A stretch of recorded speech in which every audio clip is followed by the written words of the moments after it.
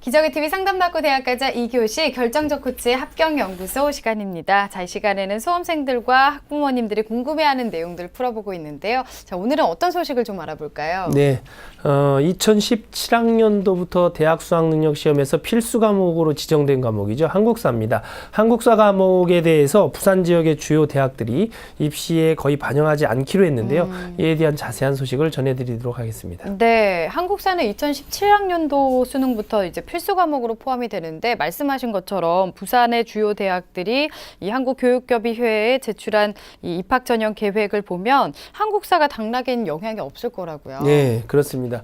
한국사가 2017학년도부터 대학 수학능력시험의 필수 과목으로 지정이 되었음에도 부산 지역의 대부분 대학들은 대입에서 응시만을 요구할 뿐 구체적으로 들여봤을 때 별도의 성적 기준을 제시하지 않아서 실제 점수 반영이 되지 않을 것으로 보이고요. 또 일부 대학의 경우에는 성적 기준을 제시는 했지만 등급에 따른 점수 편차가 크지 않아서 실질적으로 당락에 주요한 변수로 작용하기는 어려울 것 같다라고 파악이 되고 있습니다. 네, 그러니까 실제 점수 반영이 되지 않거나 되더라도 변별력이 크지 않을 거다 이렇게 지금 나타나고 있는데 구체적으로 어떤 대학이 있을까요? 네, 실제 대학들을 좀 구체적으로 살펴보면요. 부산대학교와 부산교대 그리고 한국해양대와 동의대 등 수시와 정시에서 한국사 응시를 지원 자격으로 두었지만 별도의 성적 기준은 아직 마련하지 않았습니다. 또 동명대와 부산외대의 경우에는 수시 전형 중에서 수능 최저학력 기준이 있는 모집 단위에만 한국사 응시를 의무화했고 나머지 수시 전형에서는 응시하지 않아도 지원할 수 있도록 전형을 설계했습니다.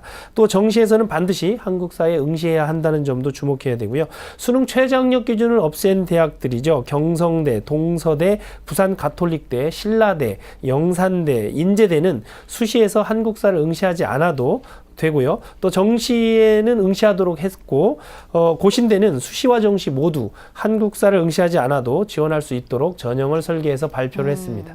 네, 그런가 하면 한국사의 등급을 설정한 대학도 있다고 하는데 어떤 대학들이 있을까요? 네, 부경대와 동아대가 이제 그렇게 해당이 되는데요. 등급을 설정하긴 했지만 변별력이 거의 없는 단계로 설정을 한 것이 눈에 띕니다. 부경대 경우에는 수시에서는 점수와 무관하게 응시만 하면 되고요. 정시에서는 한국사를 쳤을 때 등급에 따라 가산점을 주고요.